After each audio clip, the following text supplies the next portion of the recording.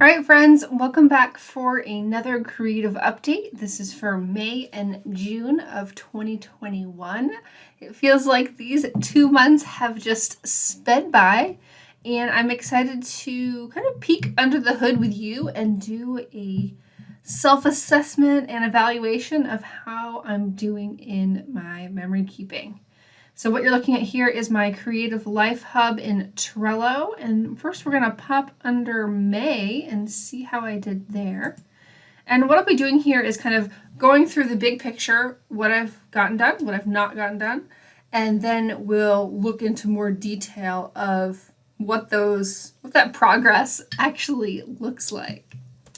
So each month I have a number of priorities, and so I did my one little word for May. And I also did a couple more layouts. I think I'm up to 28 here at the end of May, and I think that was just 2 more layouts that I created during a live stream. And I'm not yet done with my Project Life photo book pages for May because I'm still working on the Week in the Life journaling. I'm a little more caught up on the rest of May, but those Week in the Life long paragraphs are a little bit intimidating to me, and so I haven't spent as much time on that. And you can see here I was holding space for a work obligation, and so I wanted to make sure that I didn't add too much more to my plate, and that really did take up a lot of May, especially towards the second half of the month, and so I know that's also why those Project Life pages still are not completed. All right, and then we pop over to June and we see, the progress is kind of waning a little bit. And I understand completely why. And that's part of why I'm doing these updates for you, is to help you think a little bit more big picture and small detail about why and when you make progress and why and when you don't. So the one little word prompt for June was to do some little worksheets to do a self-assessment. I have those all ready to go, but I haven't actually done it. For Project Life, my photo book pages, and I'll show you those here in a moment, those are coming along. I have most of the photos and some of the journaling, but I've not completed that yet. And in June, I actually created 0 layouts. So that's still going to be, we're going to be at 28 here. And that's for a really good reason. And I should have added another thing to my June priorities. And I'm going to do that right now. So Before Your Story is the album workshop that I started teaching at the beginning of June. And I have spent most of my creative time working on this album about my husband's growing up story. He's been doing a lot of the hard work with going through photos and memorabilia, scanning things, selecting his stories, and writing the journaling. And I'm doing the pulling it all together, printing it out, printing the journaling cards, creating the layouts, and really a lot of my creative energy has gone to that. But it's also not done yet, so I can't quite check that box here. So those are my big picture priorities. Things are moving forward, but a little bit slower. This tends to happen this time of year as well, because we're going in from May, which tends to be a super busy month for transitioning out of school. And then we also held a conference in May, a virtual conference for work. And then, of course, once we get into summer, there's trying to get your feet wet again and get into some sort of new routine. Let's see, anything else I want to point out here? I don't think so. I might have added a couple more storytelling ideas down here. I think I added a couple more here of just pages that I want to make. So I'm trying to just, anytime an idea pops up, I have a place for it right here in Trello. All right, so let's go to the 2 layouts that I did make. I made these at the beginning of May for our last refresh retreat. And these are actually 2 pages that kind of fit together for an extended story. So the first one is a 2-page spread of 8.5 by 11 pages documenting all of Emily's Halloween costumes over time. This was so fun to create and such just a probably one of my top 10 layouts of all time, because it does span so much time, from tiny little flower costume to the ghost wolf that she was in 2019. It was just very rewarding to put this together. And then, of course, this right-hand page was inspired by Audrey Med's crafty mind map concept, and she taught that at our refresh retreat. And then this page, which is a companion to it, goes into a little bit more details of the story around our trick-or-treating traditions. Typically on Halloween, we do a trick-or-treating at our office. My husband and I work in the same building, and then we still go out in the neighborhood later. But really, the trick-or-treat at the office tends to be more fun. We get together with our friends, and it's just an important tradition for us. And many of these photos of Emily, 90, I would say 75% of them were actually taken at the office there. Anytime you see the brick wall, you know that it's at the office, and then that's right down our hallway there. So those were not only great memories, but great for memory keeping. Because this happens in the afternoon, it means I have really great photos of Emily in her costume in the daylight. And of course, because, evening trick-or-treating often happens when it's dark. And so this has made it so that I had a lot of these photos for these 2 pages. So these were super, super fun to create, and just continuing to cement my love of a good hybrid journaling block as the starting point for my page. So those were the 2 layouts. Now let's bring up my Project Life photo book and see how that is going. All right, so here is my photo book pages that I have for May and June. You could see May is pretty fleshed out, and I have everything ready and all the extra journaling done, as I mentioned, except I've got some gaps here for Week in the Life. I have Monday done, and then I didn't write the journaling for the other days. I love this format so much. Let's kind of go to one of those pages real quick. I used my big camera. I took tons of photos. Every single night I got the photos off my camera. I edited the ones that I wanted to keep, and I shared a collage on Instagram. And then very quickly at the end of the week, I took those collages and I actually added a couple more photos where I could and added them to my layout. And you can see over here, this is the template that I was using, of this 12 photo template.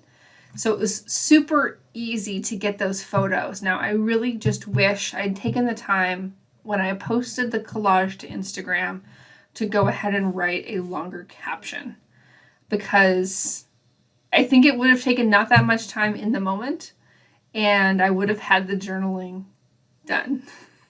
So I've never done a full Week in the Life album, a mini album of any sort. I've only done these types of like photo collages, whether they're within a larger album or this one in a photo book. I've preferred that. It just seems the most doable to me, and I'm just really looking for, how do I make sure this is going to get done when it feels fresh and relevant, and completing that kind of system each day of writing the full caption out each night, I think is really what's needed, because I kind of regret that I didn't do that. But glad that I've done this so much so far, and I know I will have time to sit down and get it done, because eventually this book is going to have to be printed. So we're moving along. I also know part of the problem was that because things have been so busy with various obligations, that I haven't been able to attend as many of the Wednesday crops inside of our membership. So we've got actually open crop times throughout the week, but the Wednesday one is the one I like to attend as part of my own kind of creative accountability system. And I haven't been able to attend as many because of other obligations. So I know if I'd been to every single one of those, this journaling would have been done. And because I mentioned I was also working a lot on Steve's album, I've been spending a lot of my morning creative time on that project. And then you can see for June here, we have, I would say this is about half the photos for the month in place. It wasn't it was a fast month, but not very eventful. Emily had softball throughout the whole month, and so that was a lot of what we did. I think July and August will be a little bit more diverse in the types of things that we're doing. And you can see I've got a lot of journaling done, but there still are a couple spaces left. But love this project. Love bringing in these just little digital editions from Ellie Edwards, and still feeling very tied to doing one of these for 2020, but I also haven't really started yet. I do have some of it done, and I believe I showed that in a previous video, but I have not revisited it at all because I'm not fully caught up with 2021, and that is my priority. But I want to have a book for both years because particularly 2020, was 2020, and I think there's a lot to say on that. All right, let's shift gears to the real world here, and I will bring up my camera and show you some of the tactile things. All right, so I mentioned that Steve's album has been taking most of my time. We're doing a hybrid approach with lots and lots of photos throughout the whole structure, and then these hybrid journaling cards and mounting them on patterned paper. These still have yet to be done. There's quite a few throughout the whole album, and he's done all this journaling himself, which is amazing. But I still need to finish this process of creating the cards. Just flip to another section here to show you, for example, what one of the finished pages looks like in his album. This is based on my album framework where we take the 4 Library of Memories categories as sections in an album. And I've done this for my own growing up story. You may have seen that album before. And then finally, we're doing this for Steve in 9x12. It's super fun, super rewarding. I love some of these photos that he's digging up. We just found another bin today of photos he didn't realize he had. And I'd say at this point we're about 75% done, but he does have some gaps towards the end, and we're excited to dig into the rest of those images to see what else we can add to this. So super rewarding, coming along very swimmingly, and excited to finish this when we get back from vacation later in July. So I had mentioned that my May one little word pages are done, and I thought I'd photographed these, but apparently I hadn't put them in that post yet in our community. This one was about photographing feelings connected to your word and your progress on your word. And I used some of my Week in the Life photos for that. And so I connected strong to calm, connected, and capable. And so it was so nice to have kind of this little mini library of photos that I could use to express where I am with my word for May. And so that continues to feel good, but for June, I have these progress sheets, and I've not done anything with these yet. You guys know I don't love always using my handwriting because I have some insecurities about it. I skip letters. I just don't form the words correctly. And so I might end up doing something hybrid, kind of like this longer hybrid journaling to do my check-in. And I'm also really interested in using more of the product. So I have the main kit as well as the mini kits that are on the auto subscription. And I want to make sure that at the end of the year, I've used most of those supplies. So I'm anticipating doing something for June that not only incorporates the progress questions, but some of those supplies as well. So something a little bit more creative, I think. But I believe I'll be able to catch up on that in July.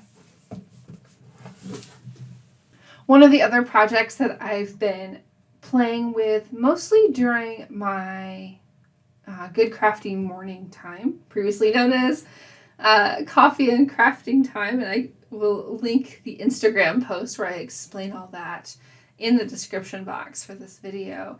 But I've been working on this December daily, very much puttering, and it's already massive, and I'm only about half done. It's going to be interesting if this can fit in here. Maybe I'm more like a 2/3 done, but it's been fun to do this compilation of multiple years in 1 year. So this is 2014, 2015, and 2016 all in one album. And I'm going to stop here to leave the rest for when it's done. But I have these different page styles. So in addition to these types, I have some flip ups. And then I also have some, this page I haven't finished yet. I have these larger inserts, like out of the pocket pages. If I can find one that's done here. So here's number 22. This is one of those out of the pocket pages. I'm going to have another one here. This one was a little bit better. So I've been having fun. I really, really liked that I had 3 page styles that I was repeating throughout the album, just alternating 1, 2, 3, 1, 2, 3. I am also going day by day. So, for example, the 15th of the month, number 15 in the album, is I look at those 3 years in my Lightroom catalog and what happened on the 15th of the month.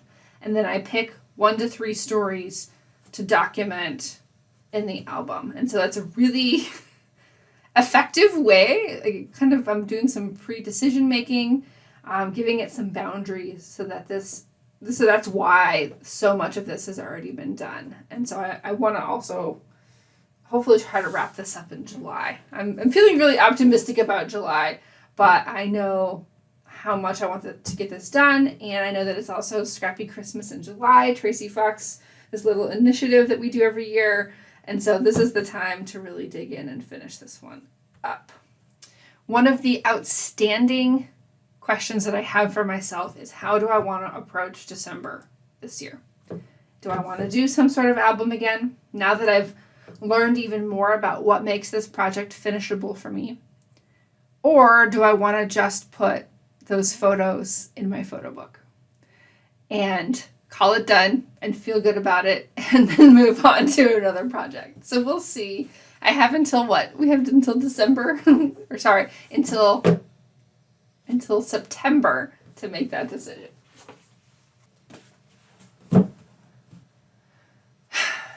The last thing I want to talk about here is my planner.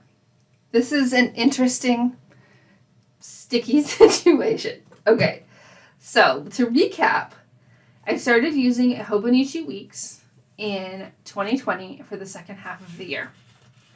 By July, it was really clear we were going to be home for a while. I wanted to get organized again, but my giant letter-sized Panda planner just made no sense because it was the full vertical weeks format. I didn't have anything on my calendar other than, maybe 1 or 2 things per day for a long time.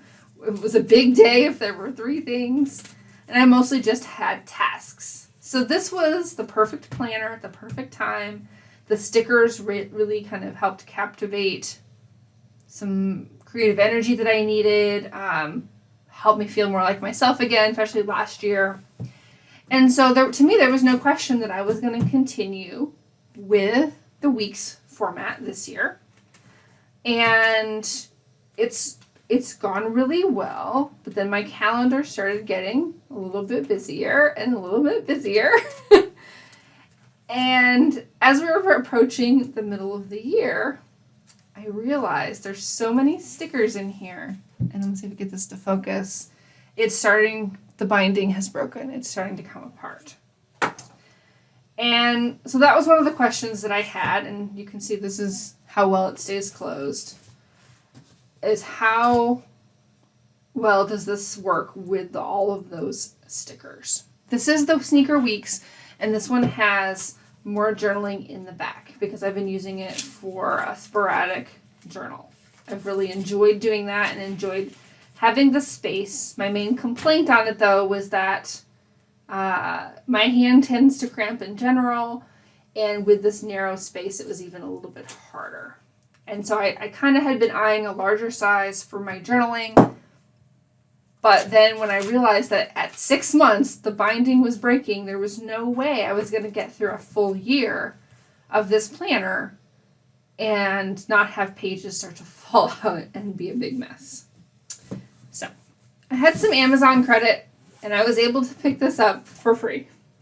So this is the Hobonichi Teicho Cousin, the July through December. So this is a 6-month A5 sized planner. We've got month pages in the beginning. Then we have vertical weeks. So this is very similar to the Panda planner style that I was using before, except in A5 instead of letter. And we do have a really generous size column here on the left that I can use for my to-do list. Plus plenty of really space, this is essentially the middle of the night, space at the bottom for additional lists connected to a specific day. And then on top of the weeks actually we'll go to this page. This is what a blank week would look like. I have this one set up for July. The use of my stickers, that's kind of a whole other thing. I'll probably cover that in my next update. Then we've got the daily pages. So I've mentioned many times that whenever in these planners, like I needed a day planner, I needed to be able to just look at a day, I would grab my Everyday Explorers planner pad. But sometimes I wanted even more space that was open. And so I can use these daily pages. They have the calendar here for time blocking and planning out a whole day, or I can use it for journaling, or I can use it for both together. They even have some check boxes here at the top for top priorities. So I'm really liking the size. I'm really liking just the possibilities here. And because it's 6 months, I know that even if it really starts to stretch the binding by 6 months, I'll be on to the next planner at the end of it.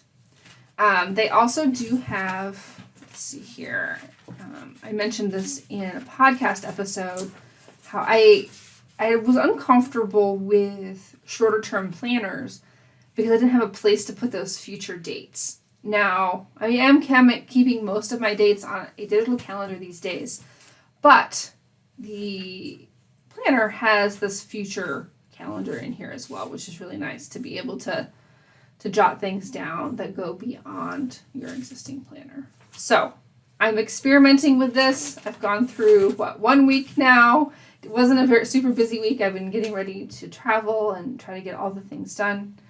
But of course I love the Tomoe River paper.